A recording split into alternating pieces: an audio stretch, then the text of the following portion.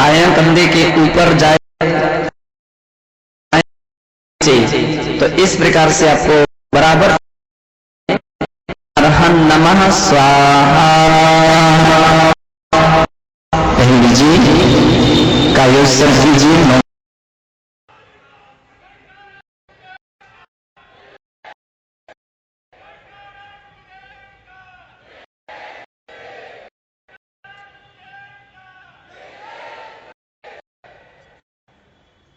बंधु, आज हम सभी पर्युषण पर्व जैसी पावन पुनीत धर्म की आराधना करने के लिए बैठे हैं। पर्युषण पर्व का दो शब्द जुड़े हुए हैं, पर्युषण और उसके साथ साथ जुड़ा हुआ है पर्व। पर्व का अर्थ होता है आत्मा के पावन करे, आत्मा के लिए पुनीत करे, आत्मा के लिए पवित्र करे, धर्म से जोड़े, से भर दे, पर्व होता है। जो धर्म से जोड़े,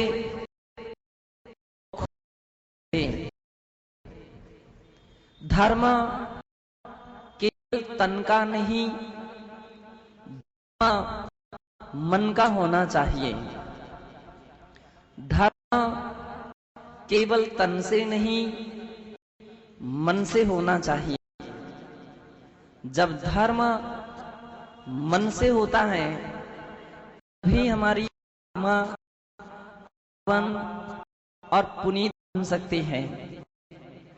जब धर्म केवल तन से होता है तो आत्मा पावन और पुनीत नहीं बन पाती है। लेकिन अपने मन को धर्म से जोड़ना ये किसी दूसरे के हाथ की बात नहीं होती है। ये तो प्रत्येक साधक की अपनी स्वयं की ही उसके लिए एक ऐसी सामर्थ्य हुआ करती है कि वह अपने मन को धर्म से जोड़े। गुरुजन उपाय बता सकते हैं, तरीके बता सकते हैं, उसकी विधि बतला सकते हैं, लेकिन धर्म को तुम्हारी आत्मा से नहीं जोड़ सकते हैं। वो तो तुम्हें से ही जोड़ना होगा। जैसे मां बच्चे औषधि खिलाती है, हाथ पकड़ती हैं, पैर पकड़ती हैं और जैसे तैसे बने बच्चे का मुख भी खुला लेती है और औषधि के लिए उसके मुख में डाल देती है। यहां तक तो मां के लिए संभव है, इतना काम तो मां कर सकती है, लेकिन वो अंदर ले जाना एक मां के हाथ का नहीं रहता है। ये बच्चे के स्वयं के ऊपर निर्भर है कि वो कैसे अंदर ले जाए। हमारे तीर्थंकर भगवंतों ने, हमारे आचार्य गणों ने हमारे लिए धर्म की देशना दी है, धर्म की विधि बतलाई है, धर्म का तरीका बतलाया है, धर्म पाने का एक उपाय बतलाया है। लेकिन धर्म तो सत्य है, आपको ही आत्मसात करना होगा, आपके लिए ही आत्मसात करना होगा। और जब आत्मसात होगा तभी वह पर्व पर्व के रूप में आपके जीवन में सार्थक हो सकेगा। तभी वह पर्व आत्मा को पुनीत बना सकेगा, पावन बना सकेगा। यूं तो भारत देश एक ऐसा देश है जो पर्व प्रधान देश माना जाता है, और अपने इस देश में जब हम पर्वों की परिगणना करते हैं तो दिन तो 365 होते हैं वर्ष में, लेकिन पर्व जो हैं वो इससे भी अधिक संख्या पार कर जाते हैं, और लगभग हजारों पर्व अपने दिनंदनी जीवन में आते आते रहते हैं। कितनी बार तो ऐसा होता है कि एक साथ अनेक पर्व भी आ जाते हैं, अनेक पर्व एक साथ भी आ जाते हैं। पर्व दो प्रकार के होते हैं, एक वे जिन्हें हम लौकिक पर्व कहते हैं, और एक वे जिन्हें हम पारमार्थिक पर्व कहते हैं। लौकिक पर्व विशेष करके केवल लोक मर्यादा को लिए हुए होते हैं। वे सभी लौकिक पर्व हैं, चाहे वह राष्ट्रीय पर्व हो, चाहे आपका और भी ऐसे पर्व हो जिसमें केवल लौकिकता ही प्रधान होती है, परमार्थ उसमें कोई अपेक्षित नहीं होता है, और लौकिक पर्व हैं जिसमें धर्म प्रधान होता है, वे पारमार्थिक पर्व कहे जाते हैं। और पारमार्थिक पर्व भी मुख्य रूप से दो प्रकार से होते हैं। एक वे जिन्हें हम शाश्वत पर्व कहते हैं, और एक वह जो शाश्वत नहीं है, तात्कालिक पर्व होते हैं। तात्कालिक का अर्थ होता है कि समय विशेष से उत्पन्न होने वाले हमेशा शाश्वत नहीं रहते हैं वे। और ऐसे तात्कालिक पर्व वे दो प्रकार से होते हैं, एक व्यक्ति विशेष और दूसरे घटना विशेष। व्यक्ति विशेष पर्व जैसे महावीर जयंती, पार्श्वनाथ जयंती, महावीर निर्वाण दिवस, ऋषभनाथ भगवान का निर्वाण दिवस, तीर्थंकरों के सभी कल्याण दिवस, किसी मुनि महाराज की जन्म जयंती, दीक्षा दिवस, समाधि दिवस, ये सभी जो पर्व हैं, ये सभी पर्व व्यक्ति विशेष से जुड़े होने के कारण ये व्यक्ति परक पर्व माने जाते हैं। और वो होते हैं दूसरे जो घटना विशेष से जुड़े रहते हैं। घटना विशेष दो प्रकार की होती हैं, प्रशस्त और अप्रशस्त। चूंकि घटना के बाद नियम से प्रशस्तता आई है, इसलिए उनको भी पर्व की संज्ञा दी है। जैसे कि रक्षाबंधन त्योहार, 700 मुनि महाराज के ऊपर एक घनघोर उपसर्ग आया और उस दिन टला तो उसकी स्मृति में हम उस पर्व को मनाते हैं। तो वह घटना विशेष है। कुछ पर्व ऐसे होते हैं जैसे अपन लोग पंच कल्याणक तिथि या कोई ना कोई भगवान का अतिशयकारी मूर्तियां जमीन से उद्गम हुई हैं या ऐसे कोई विशेष चमत्कार हुए हैं, तो इत्यादि घटनाएं को प्रधानता लेकर के, प्रशस्त घटनाओं को प्रधानता लेकर के जो मनाए जाते हैं, ओ बंधो प्रशस्त घटना विशेष परक पर्व कहे जाते हैं। त्रैकालिक पर्व जो होते हैं, त्रैकालिक पर्व प्रायः करके शाश्वत पर्व कहे जाते हैं, और वो भी दो प्रकार से होते हैं। एक आराधना परक और दूसरे साधना परक।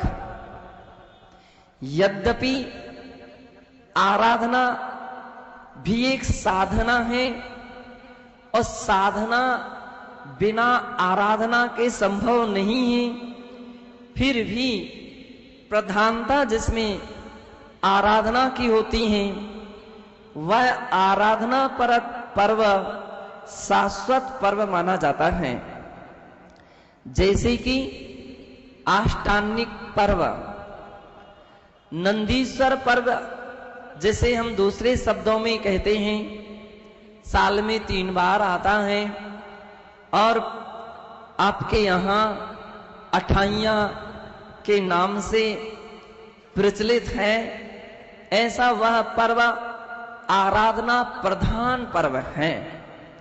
स्वर्ग के देवता अष्टम दीप नंदीश्वर दीप में जाकर के अकृत्रिम चैत्यालयों की पूजा वंदना 8 दिन तक अखंड रूप से करते हैं।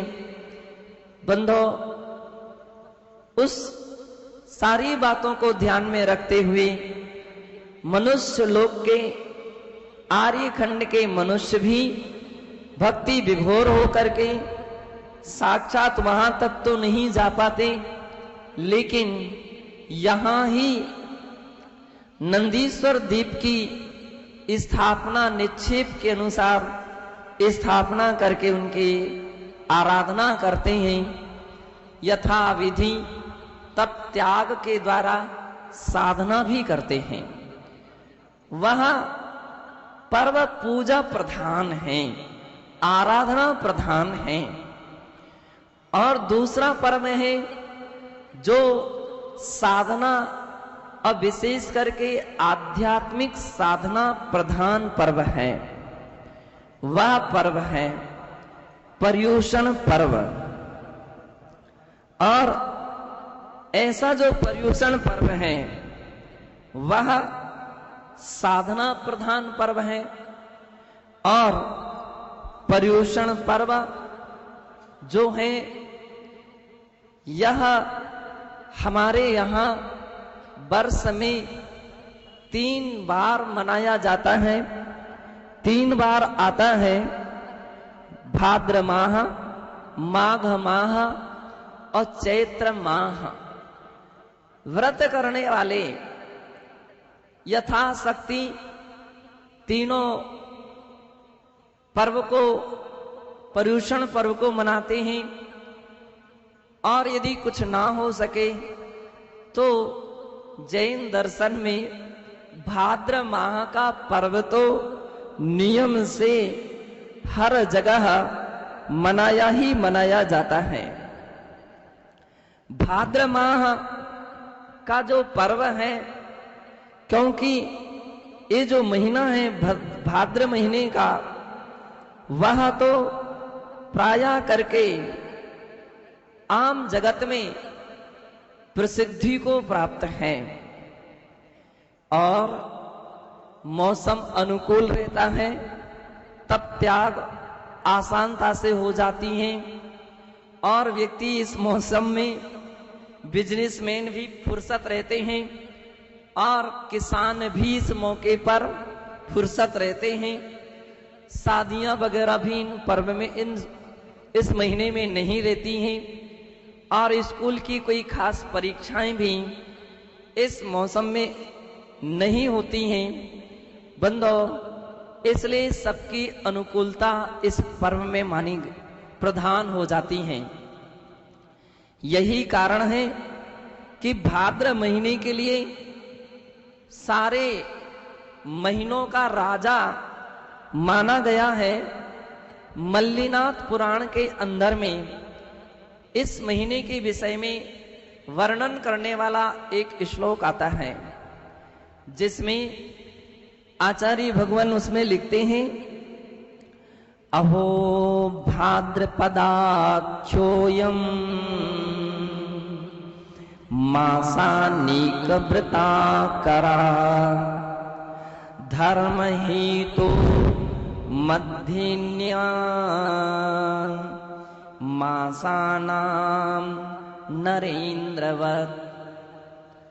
मासानां नरेन्द्रवत्, महीनों में नरेंद्र की तरह।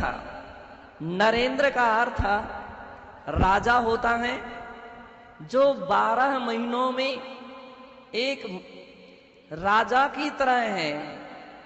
महाराज ऐसा यदि कह दें तो अतिशयोक्ति नहीं होगी। महाराज, महाराज अलग बात है। महाराज, महा में जो राजा की तरह है, ऐसा भाद्र महीना है। भाद्र महीना है और विशेष करके जैन दर्शन में तो यह प्रधान महीना 16 कारण पर्व के नाम से भी प्रसिद्ध है। अनेक अनेक धर्म संस्कृतियां भारत में हैं, अनेक दर्शन आदि हैं, तो उनमें भी महीने महीने के भी धर्म साधनाओं के उल्लेख हैं। जैसे कि कुछ समय पहले अभी रमजान माह निकल गया है। मुस्लिम धर्म की प्रधानता से वह माह विशेष करके उस संप्रदाय विशेष का निकल गया। फिर कहीं एक और बीच में पहले इसके हिंदू संप्रदाय की प्रधानता से जो माह निकला है वह श्रावण माह निकल गया, जिसमें प्रायः लोग एक माह तक शिव की आराधना पूजा और कांवर आदि के माध्यम से जल ला करके करते हैं। तो वह उनका पर्व है। बंधो, जैन दर्शन में भाद्र महीना एक पर्व राज के रूप में, यानी महीने महाराज के रूप में माना जाता है। कहा गया है, अहो भाद्रपदाख्योऽयम्। यह भाद्र शब्द ही बहुत पवित्रता को लिए है। भद्रता का अर्थ होता है सरलता। भद्र प्राणी, सरल प्रकृति के, सरल स्वभावी जो प्राणी होते हैं, तो उसके लिए भद्र व्यक्ति कहते हैं। जो महीनों में भद्र हो, सरल हो, ऐसा महीना भाद्र माह है।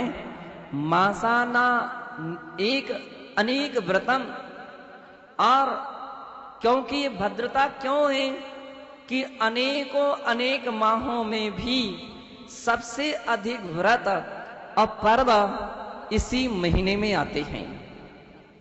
4 पर्व तो आपके लिए पूरे के पूरे याद ही हैं कि अब इस महीने में 16 कारण पर्व बराबर चल रहा है। पर्युषण पर्व इसी महीने में आ गया है, और फिर पंचमेरु पर्व इसी महीने में चल रहा है। आने वाले अनंत व्रत इसी महीने में आएगा।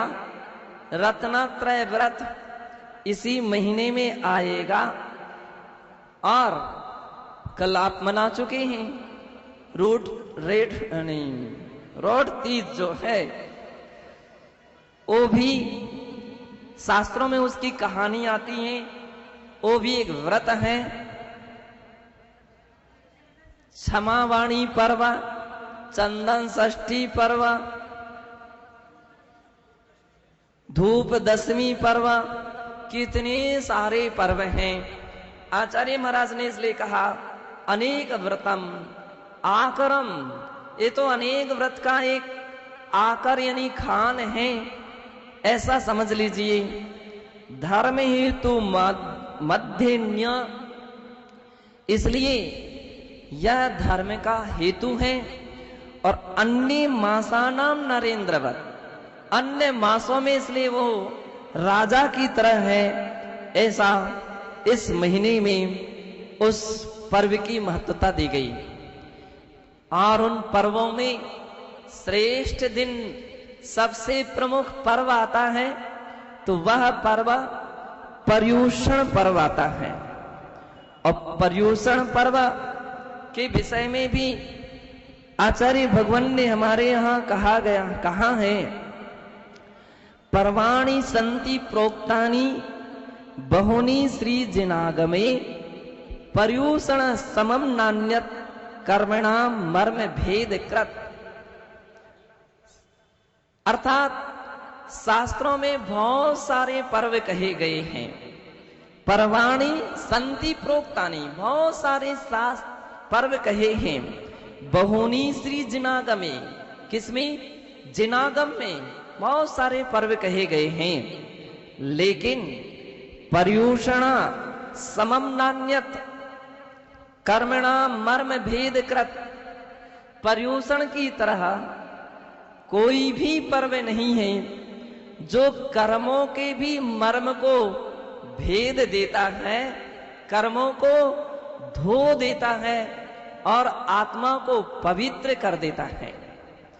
इन दिनों में प्रायः कैसा भी जैन क्यों ना हो, कहीं भी क्यों ना हो, यदि उसके अंदर में धर्म के प्रति आस्था, श्रद्धा, विश्वास और संस्कार हैं तो हर हालत में इन दिनों अपनी शक्ति के अनुसार कुछ ना कुछ तो त्याग तपस्या करते ही करते हैं। बंधो, आज के प्रातः काल की बेला ने ही आम जगत के लिए विस्मय में डाल दिया।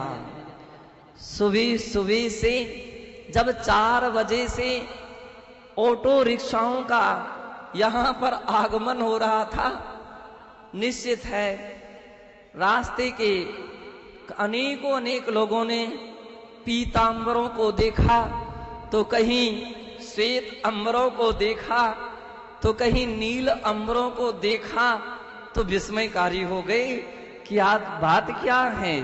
इतना उत्सव, इतनी खुशी कि लोग दौड़ते दौड़ते चले जा रहे हैं। कारण क्या है? और चर्चा अपने आप प्रभावना का अंग बन गई। और बंधो, सभी के लिए रास्ते रास्ते भर लोगों के लिए ज्ञात हो गया कि जैनियों का पर्युषण पर्व प्रारंभ हो गया है। अब बाजार की सब्जियों के दाम बिल्कुल कम हो जाएंगे, होटल जितनी भी हैं वे बहुत कुछ खाली हो जाएंगी, सुनी पड़ जाएंगी। सबके लिए ज्ञात हो गया पर्युषण पर्व प्रारंभ हो गया है। हमारे आचार्यों ने कहा प्रमाद प्रसवा कीर्णे मनोरंगे महानरः नटता जैन सद्धर्म मासनाभिनयो मम। आचार्य गुणभद्र स्वामी ने यह श्लोक में कहा कि हर्ष रूपी फूलों से व्याप्त मेरे मन रूपी रंग भूमि में जिनेन्द्र प्रणीत जो समीचीन धर्म है, उसकी प्रभावना का अभिनय रूपी महानट सदा नृत्य करता रहे, यानी उत्साह के साथ हमारा मन धर्म की आराधना में निरंतर निरंतर संलग्न रहे। आज से अनेक लोगों के विशेष रूप से व्रत प्रारंभ हो गए। बहुत सारे साधकों के तो 16 कारण पर्व की तपस्या चल ही रही है और उनके अनुसार तो आज 18वां या 19वां 20वां उपवास उनका चल रहा हो, तो बंदो लगता है धन्य है वे लोग कि जो ऐसी साधना कर रहे हैं। उनकी इतनी बड़ी साधना चल रही है और कुछ अधिक नहीं तो ऐसे भी लोग हैं जो 16 कारण नहीं मना पाए तो कम से कम पर्युषण पर्व जरूर मना लेते हैं। भाद्र महीना प्रारंभ हुआ था, उसी दिन चर्चा में बात आ गई थी कि महाराज एक दिन पहले तो होटलों में बहुत सारी लाइन लगी हुई थी। क्यों? कल से भाद्र महीना शुरू हो रहा है। अनेक प्रकार के जैन होते हैं और उसमें से कोई सदैया होता है, कोई लड़ैया होता है, कोई मरैया होता है, कोई छुटैया और कोई भदैया होता है। तो भदैया जो है उसकी प्रारंभ हो गई उसकी साधना। सदैया तो हमेशा सदा धर्म साधना दर्शन पूजा करते ही हैं, लेकिन कभी लड़ैया ऐसे भी होते हैं, लड़ाई झगड़ा हो जाती है, तब समाज के बीच में पुराने समय में पंचायत होती थी और उसका निपटारा किया जाता था। मात्र उस मौके पर लोग आते थे, वे लड़ैया कहलाते थे। और मरैया वे कहलाते थे जो तीज क्या बोलते हैं, तिया, आपके यहाँ तिया शब्द बोलते हैं। तीसरे दिन जो बैठक आदि होती है वो तिया कहलाती है। वैसे कोई आए ना आए लेकिन तिया में लोग आ जाते हैं। कुछ छुटैया, छुट्टी का दिन, अवकाश का दिन, संडे प्रायः अपने यहाँ का लोगों में प्रसिद्ध है। अन्य दिनों की अपेक्षा संडे के दिन तो पैर रखने के लिए लोगों के लिए यहाँ जगह नहीं मिलती है, तो मालूम चल जाता कि भाई आज संडे है, आज इतनी उपस्थिति जो दिख रही है, अच्छी बात है, कम से कम समय का सदुपयोग किया है। कुछ लोग भदैया होते हैं, साल भर कुछ नहीं कर पाए तो कम से कम भादों के 1 महीना कर लें, और अब भादों के भी 1 महीना नहीं कर पाए तो 10 दिन को कोई नहीं छोड़ता है। हमारे यहाँ की ऐसी कुछ परंपराएं भी रही हैं कि कुछ भी हो, चाहे दुकान बंद करना पड़े, चाहे सर्विस से छुट्टी लेनी पड़े, लेकिन 10 दिन की वह साधना के लिए कोई नहीं खोता है। 10 दिन बराबर साधना करते हैं। बुंदेलखंड में अनेक अनेक ऐसे लोग हैं जो 10 दिन दुकान बंद कर लेते हैं। बंदो, कुछ लोग ऐसे हैं कि 12 बजे के बाद खोलते हैं, पूजा भक्ति करके शुद्ध भोजन का एकासन वगैरह करके फिर कहीं दुकान खोलते हैं। अच्छी खुशी की बात आज हमको शिवरार्थियों को पा करके हो रही है कि शिवरार्थियों ने 10 दिन तो ऐसा लगता है कि साधना के एक ऐसे मैदान पर उतर करके आ गए हैं कि निश्चित है 10 दिन की एक ऐसी उनकी साधना साल भर के अपराधों को जरूर जरूर धो देगी।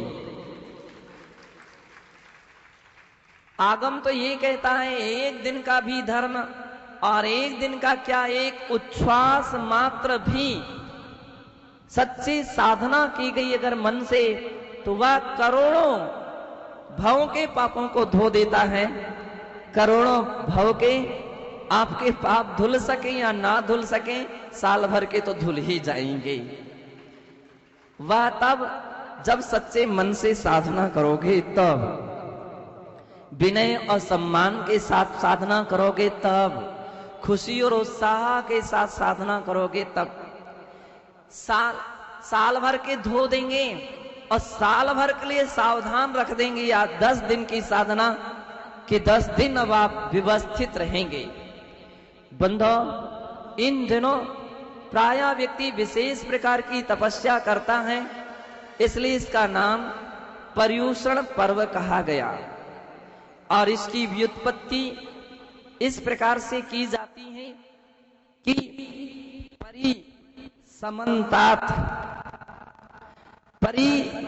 समन्तात उष्णानि इति पर्युषणः, जो आत्मा के लिए अंदर से तो शीतलता रखती है और बाहर से तपस्या की गर्मी उत्पन्न कर देती है, उष्णता उत्पन्न कर देती है, वह पर्युषण पर्व कहा जाता है। आत्मा शीतल रहे और उपवास आदि में शरीर भली गर्म हो जाए, तब और त्याग में शरीर भली गर्म हो जाए लेकिन आत्मा में गर्माहट ना आए, इसका नाम बंधो पर्युषण पर्व होता है। हमारे शास्त्रों में पर्युषण पर्व का बहुत बड़ा इतिहास है। शायद ऐसा इतिहास अन्य जगह अन्य लोगों में नहीं मिल पाता है। पर्युषण पर्व का जितना इतिहास सटीक दिगंबर जन संप्रदाय में मिलता है, इतना अन्य जगह नहीं मिलता है।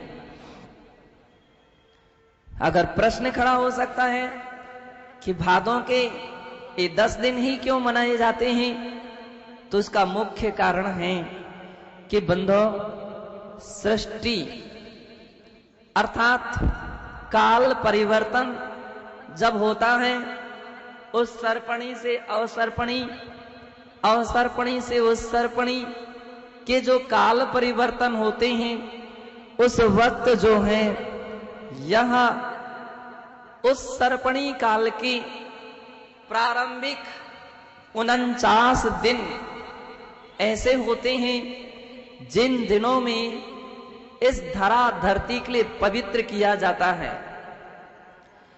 इसके पहले 49 दिन जो होते हैं, जो अवसर्पणी काल के अंतिम दिन माने जाते हैं, वे तो बहुत विकराल काल माने जाते हैं कि जिसमें सारी पृथ्वी अस्त व्यस्त हो जाती है। इतनी प्रकार के 7 प्रकार की 7 वस्तुओं की वर्षा सारी अस्त व्यस्तता कर देती है। सारे पर्वत, नदी, नाले, वृक्ष, मकान सबको धराशाही कर देती हैं। ऐसी तीक्ष्ण हवा चलते हैं जिसके लिए आज की भाषा में भूकंप जैसा कहा जाता है, ऐसी तीक्ष्ण जिसके लिए तूफान कहा जाता है। पृथ्वी 7 दिन तक आग उगलती है, आकाश से आग अंगारे जैसे बरसते हैं कि सब कुछ जल जाता है।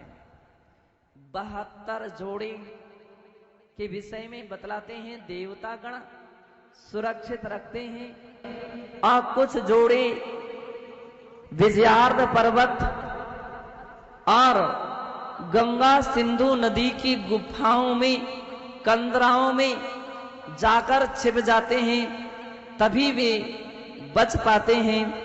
बंधो से सभी तो सब ध्वस्त हो जाते हैं और कहीं विष, कहीं हलाहल, कहीं क्षार, ऐसे वस्तुओं की वर्षा होती हैं और अनवरत 7 दिन तक चलती रहती हैं।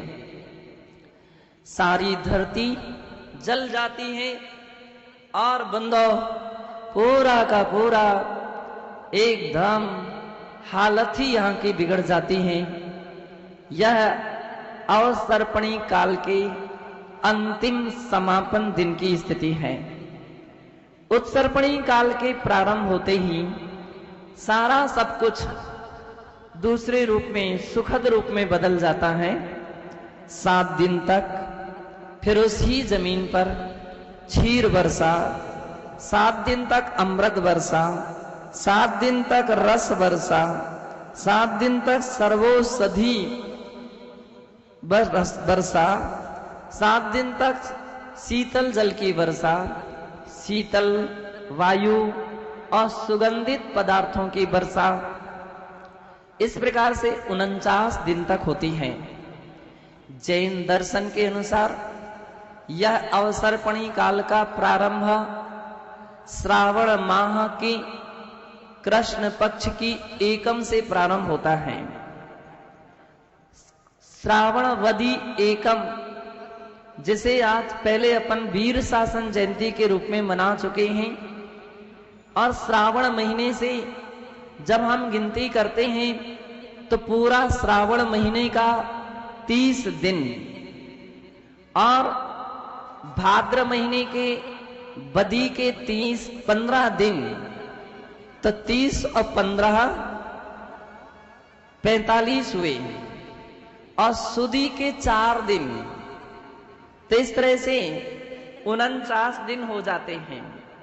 यानी 49 दिन के बाद देवतागण जिन युगलों के लिए छिपा करके रखा था, उनके लिए वापस ला करके इस धरती पर रखते हैं। जो यहां वहां छिप गए थे, वे भी अनुकूलता देख करके वे निकल करके बाहर आ जाते हैं।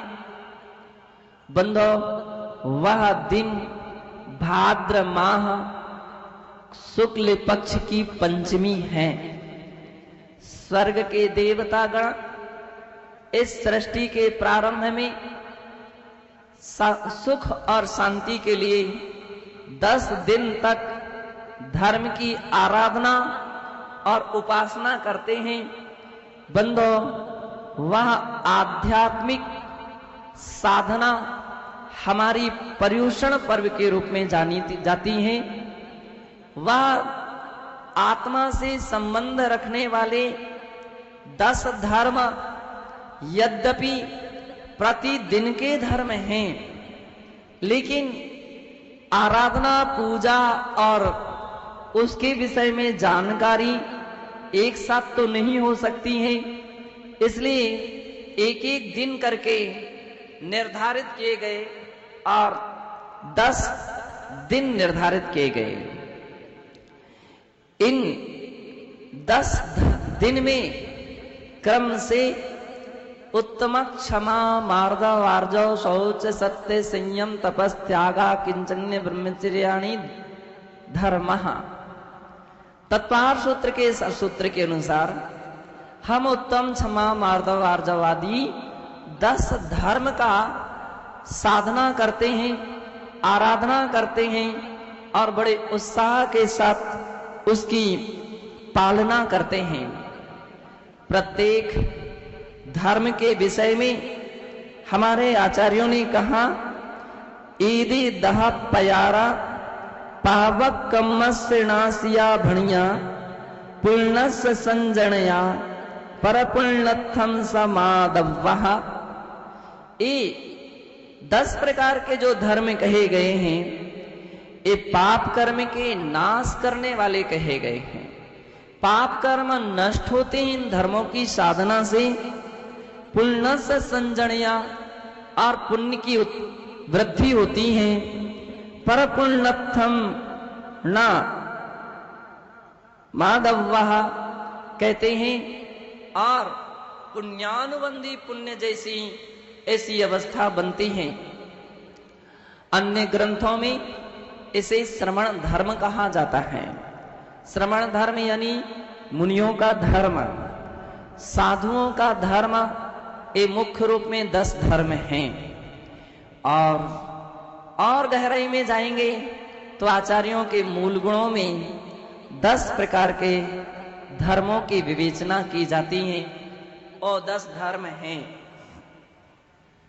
बंधो, इस प्रकार से हम सभी पर्युषण पर्व की बड़ी सुखद साधना और आराधना के द्वारा अपने जीवन को सार्थक और सफल करते हुए पर्व का प्रारंभ करते हैं, तो सबसे पहले उत्तम क्षमा धर्म से प्रारंभ करते हैं। उत्तम क्षमा, क्षमा के साथ उत्तम शब्द जुड़ा हुआ है, जिसका अर्थ है दृष्ट प्रयोजन परिवर्जनार्थम उत्तम विशेषणम। दृष्ट प्रयोजन, लौकिक प्रयोजन के छोड़ करके हम साधना करते हैं। शायद मुझे लगता है कि हमारे सभी शिवरार्थी कोई भी लौकिक प्रयोजन को लेकर के नहीं आए हैं। दुनिया के लोग लौकिक प्रयोजन को लेकर के धर्म साधना करते हैं। लौकिक प्रयोजन का इसलिए प्रयोजन है कि हम धर्म इसलिए कर रहे हैं कि लोग हमारे लिए अच्छा कहें, लोग हमारे लिए सम्मान दें, लोग हमारे लिए आदर दें। धोती दुपट्टा तो कम से कम मिल ही जाएगा। कुछ लोग तो इस तैयारी पर भी हैं, भली वो प्रयोग शिविर में उनके नाम नहीं है और पक्के शिवरार्थियों में उनके नाम नहीं है, फिर भी धोती दुपट्टा जरूर समिति से ले लिए हैं। अच्छी बात है, 500 रुपया जरूर जमा कर दें। जो शिविर में भाग नहीं लिया, बिल्कुल कच्चे हैं, कच्चे लोगों को व्यवस्था नहीं रखी गई है। लेकिन ठीक है, धोती दुपट्टा आपने पहन लिया है, खुशी की बात है, आप शिवरार्थियों के जैसे दिखेंगे। लेकिन फिर भी खुशी की बात यह है कि जितना बने उतनी साधना के लिए तो आप तैयार हुए हैं, उतनी साधना के लिए तैयार हुए हैं कि हम अधिक से अधिक समय निकालेंगे। लेकिन वे अधिक भाग्यशाली हैं जिन्होंने पूरा समय देने के लिए पूरा प्रयास किया है। वे लोग भी भाग्यशाली हैं कि जो शायद अपने बीच में तो नहीं दिखेंगे, लेकिन आप सबकी व्यवस्था में जो हर तरह से जुटे हुए हैं, कोई भोजन व्यवस्था में, कोई ठहरने की, कोई और भी। आखिर में उनका भी बहुत बड़ा महत्वपूर्ण योगदान है। लेकिन बात उनकी कर रहे हैं कि जो कुछ भी नहीं करके केवल तिलक लगा करके बैठ जाते हैं। बंधो, पूज्य आचार्य कहते दृष्ट प्रयोजन छोड़ना ही पड़ेगा। केवल तिलक से काम नहीं, तिलक जैसा भी काम कर लीजिए। केवल ड्रेस और वेश से भी काम नहीं चलेगा, ड्रेस वेश के अनुसार भी काम कर लीजिए, तो शायद आपकी साधना सार्थक और सफल हो जाएगी। मैं महिलाओं की उनकी बात नहीं कह रहा हूं जो शिवरार्थी हैं, मैं उनकी बात करता हूं कि जो शिविर में भाग तो बिल्कुल नहीं लेते हैं, लेकिन ड्रेस लेने के लिए जरूर आगे रहते हैं। उनकी वह ड्रेस उतनी शोभा नहीं देगी जितनी शोभा आप लोगों की ड्रेस शोभा देगी। जो ड्रेस पहन करके भी पूरी टाइम टेबल के अनुसार चलने के लिए जिन्होंने कमर कस ली है।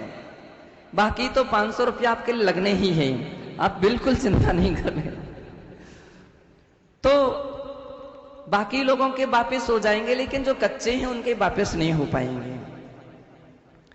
बंधो,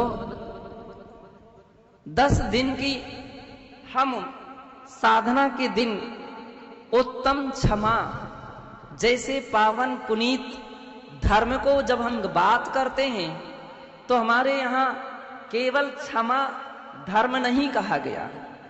क्षमा धर्म नहीं है, क्षमा लौकिक भी हो सकती है, लेकिन क्षमा उसकी ही धर्म संज्ञा को प्राप्त होती है जो क्षमा के साथ लौकिक प्रयोजनों को छोड़ देते हैं।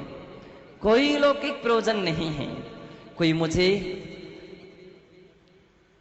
अच्छा कहे या बुरा कहे, आप मेरी भावना में जरूर पढ़ते हैं उस पंक्ति को कि कोई बुरा कहे या अच्छा, लक्ष्मी आवे या जावे, आंखों वर्षों तक जीऊं या मृत्यु आज ही आ जावे।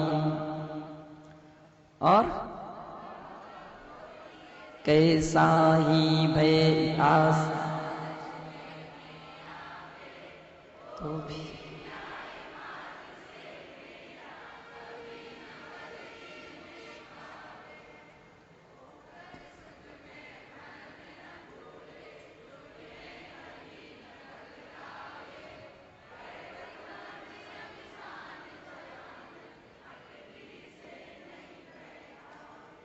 कितनी अच्छी बातें हैं।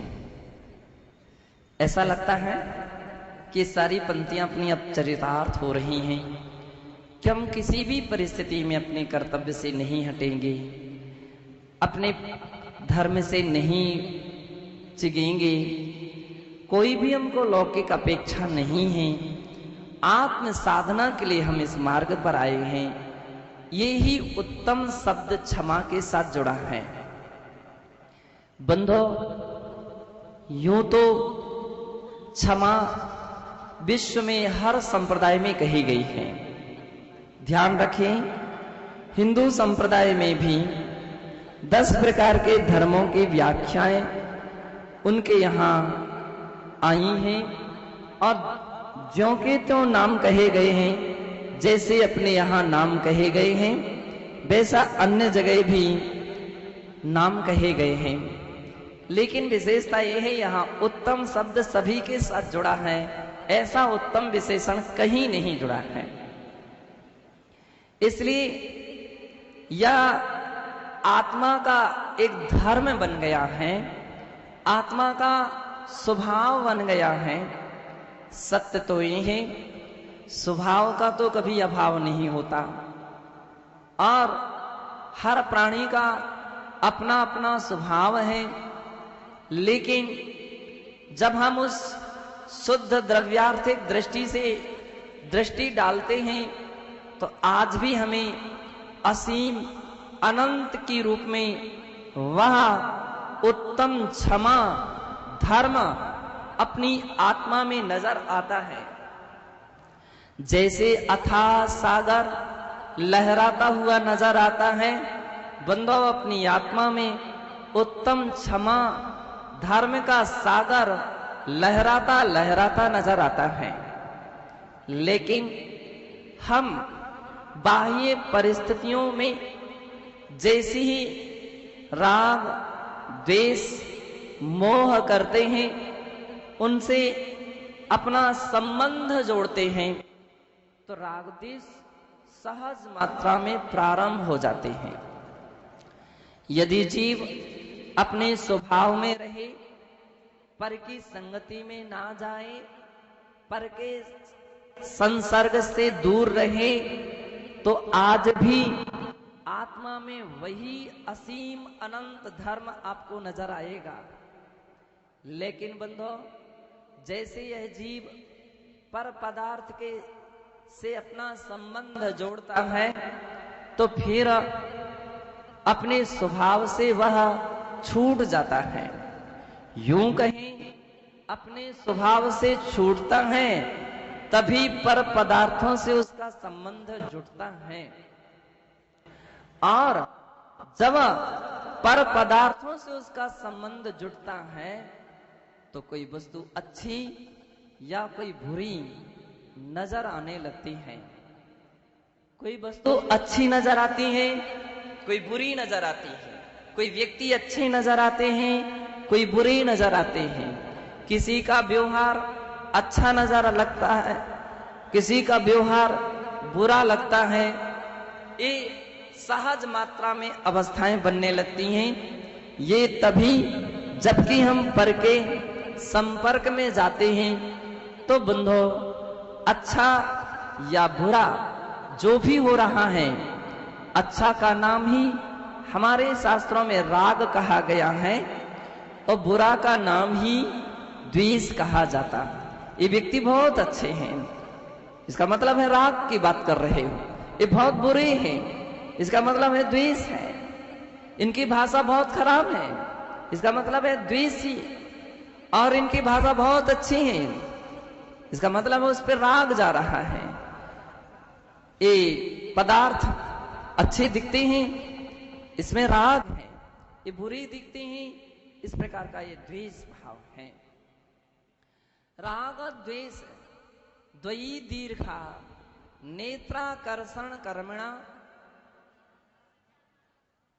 राग द्वेष द्वयी दीर्घा नेत्राकर्षण कर्मणा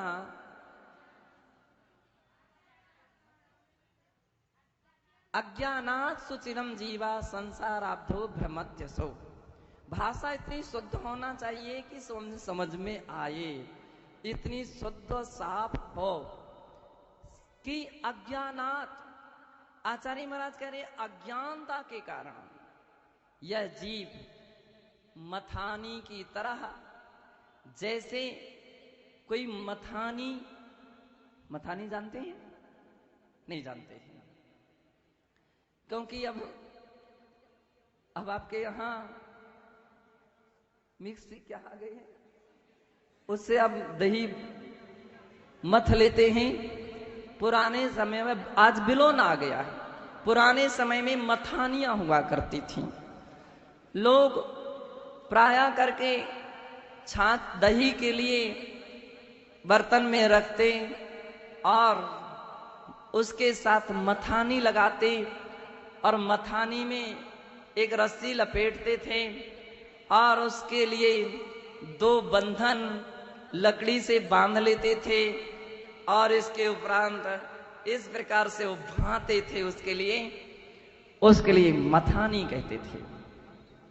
एक ओर से खींचते तो दूसरी ओर छोड़ते, इस ओर से खींचते तो इस ओर छोड़ते, और ऐसा जब किया जाता था तो इसके साथ साथ जो मथानी है वो घूमती थी, वह मथानी घूमती थी केवल 2 रस्सियों के कारण, कभी इस तरफ तो कभी इस तरफ वो मथानी घूमती है। कभी राग की रस्सी खींचती है तो इस तरफ ऐसी घूमने लगती है, तो कभी द्वेष की रस्सी खींचती है तो आत्मा इस तरफ घूमने लगती है। बंधो, पूज्य आचार्य कहते हैं अज्ञाना सुचिरम जीवा, अज्ञानता के कारण यह जीव चिरकाल से ऐसे संसार में मथानी की तरह घूमता रहा और कर्मों को बांधता है और उनके फलों को भोगता है। यदि हमारी अनुकूलताएं उन वस्तुओं में बैठ जाती हैं तो हमारे लिए खुशी होती है, और यदि प्रतिकूलताएं आने लगती हैं तो क्रोध उमड़ने लगता है। क्रोध जो उत्पन्न होता है वो नियम से 2 के संसर्ग से होता है। पानी अपने आप कभी गर्म नहीं होता है, ध्यान रखिए। उसको या तो आग पर रखा जाए, हीटर पर रखा जाए, या सूर्य की किरणें उस पर पड़ें, उन सब का संसर्ग हुए बिना, उसके संबंध हुए बिना पानी गर्म नहीं हो सकता है। अकेले व्यक्ति को कभी क्रोध नहीं आ सकता है। जब हम पर पदार्थ का संपर्क बनाते हैं, संबंध उससे जुड़ता है और वह हमारे जब अनुकूल नहीं पड़ता है तो क्रोध उत्पन्न होने लगता है, गर्मी उत्पन्न होने लगती है। माचिस की अकेली सीख अग्नि को उत्पन्न नहीं कर सकते हैं, और अकेली माचिस बिना सीख के अग्नि को उत्पन्न नहीं कर सकते हैं। दोनों चाहिए, माचिस भी चाहिए और उसकी वो सीख भी चाहिए, तब कहीं उसके घर्षण से आग उत्पन्न हो जाती है। पुराने समय में बांसों से अग्नि उत्पन्न हो जाती थी, लेकिन एक बांस अग्नि उत्पन्न नहीं कर सकता था, 2 बांस का संघर्षण चाहिए तब कहीं अग्नि उत्पन्न होती थी।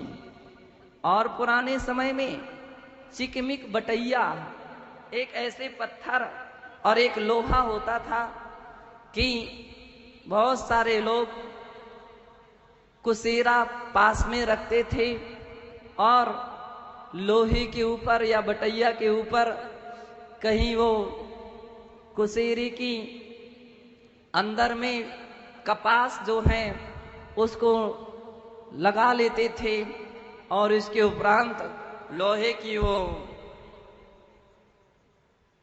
वस्तु है उसके द्वारा उसको घर्षण करते थे तो अग्नि उत्पन्न हो जाती थी। बंधो, दो के बिना अग्नि कभी उत्पन्न नहीं होती है। अकेले में कभी कोई किसी का झगड़ा नहीं होता है। इसलिए आचार्य कुंद देव कहते हैं, अहमिको, मैं अकेला हूं, निरंतर ऐसी भावना भाना चाहिए। मैं केवल अकेला हूं और जो हूं जैसा हूं सो हूं। झगड़ा नहीं होगा, राग द्वेष नहीं होंगे, बैर विरोध नहीं होगा। सबको उत्पन्न करने वाला केवल बंधो संबंध है, संयोग है। ये क्रोध को उत्पन्न करता है। जब भी अपने अनुकूल कोई काम नहीं होता है, व्यक्ति के लिए क्रोध उत्पन्न हो जाता है। क्रोध उत्पन्न के होने के अनेक अनेक कारण हैं, और जब हम उन कारणों को देखते हैं तो बंधो नजर आता है कि व्यक्ति के लिए दो प्रकार के व्यक्ति नजर आते हैं। पहले तो वो कि जो कमजोर होते हैं। कमजोर व्यक्तियों के लिए सहनशीलता नहीं रहती है, और जब सहनशीलता नहीं रहती है तो छोटी छोटी सी बातों में उनकी कसाएं भड़कने लगती हैं। कमजोर व्यक्ति दो किस्म के होते हैं। एक वे होते हैं जो साधना से कमजोर हो गए हैं, और एक वो होते हैं जो बीमारी से कमजोर हो गए हैं। उनके पास साधना नाम की कोई वस्तु नहीं है। अब जिनके पास साधना नाम की कोई वस्तु नहीं है, ज्ञान नहीं है, तो उनके अंदर में जो क्रोध उत्पन्न होता है, बंदो कमजोरी से क्रोध उत्पन्न हो रहा है, और उनके पास उसको, उस अग्नि को शांत करने का कोई ज्ञान जल नहीं है। और एक योगी जन भी कमजोर होते हैं। जब हमारे विश्वास सागर जी को देखते हैं तो उनके लिए तो पूरे हड्डियों का ढांचा जैसा नजर आने लगता है। शरीर कमजोर है, लेकिन क्रोध नहीं भड़कता है, क्योंकि उन्होंने ज्ञान रूपी जल भी रखा है कि क्रोध उत्पन्न होने ही नहीं देंगे। इतनी पहले से तैयारी करके रख ली है कि तपस्या में कसाय नहीं उत्पन्न होती हैं, वही तपस्या सम्यक तपस्या मानी जाती है। आमतौर पर उपवास के दूसरे दिन तो क्रोध उत्पन्न होता ही है। जिस दिन व्यक्ति उपवास करता है, घर घर में आप सुन लीजिए कि बहुत सारे लोग बोलते बड़े त्याग नियम संयम का व्यक्ति पालन करता है, लेकिन चिक बहुत करता है, कसाएं बहुत करता है, झगड़े बहुत करता है। क्योंकि भूखी अवस्था जो है वो अग्नि को उत्पन्न करते हैं, और उसके पास ज्ञान जल होता नहीं है, तो वह भड़क करके भबक करके बाहर आ जाती हैं, और भबक करके बाहर आती हैं। साधक ज्ञान जल रखते हैं तो उनकी अग्नि ज्यादा भबक नहीं पाती। बंधो, क्रोध दूसरे प्रकार का वह होता है जो दिखता तो है लेकिन होता नहीं है, जो दिखता है होता नहीं है। जैसे कि माँ कभी अपने बच्चे को डांटती है, गुरु अपने शिष्यों को डांटते हैं, एक टीचर अपने विद्यार्थियों को डांटता है, तो समय तो ऐसा लगता है कि घबराहट उत्पन्न हो जाती है। इतना घबराहट उत्पन्न होने लगती है कि भाई पता नहीं अब क्या होगा हमारा, ऐसा लगने लगता है। यदि उनके पास इतनी गर्मी ना हो तो उनके अधीन रहने वाले व्यक्ति का कभी सुधार नहीं हो सकता है, और व्यवस्थित संस्कार और अनुशासित जीवन नहीं बन सकता है। इसलिए उन्हें कई बार गर्मीपन दिखानी जरूर पड़ती है, दिखानी आवश्यक रहती है, और दिखाना ही नहीं, अच्छी तरह से वो कंट्रोल भी कर लेते हैं, तभी उनका घर चल सकता है, उनकी व्यवस्था व्यवस्थित हो सकती है, और वह समूह जो हैं, चाहे आपके घर के कोई भी सदस्य या आपकी फैक्ट्री के कोई भी आपका जो लोग भी क्यों ना हो, यदि मालिक इतना अनुव्यवस्थित ना हो तो काम नहीं चलेगा। लेकिन ध्यान रखना, ये सब बाहर की क्रोध है, अंदर से क्रोध नहीं है। अंदर से तो मात्र इतना ही है कि माँ चाहती है कि बेटा बिगड़े ना, हमारा राजा बेटा है, वो बिगड़ ना जाए, वो मंदिर जाए, वो रात्रि भोजन ना करे, समय पर स्कूल जाए, समय पर दुकान जाए, आदि आदि। तो माता पिता के लिए सब दिखाना पड़ता है। और समय पर भोजन करे, वो नहीं करता तो स्वाभाविक दिखाता है।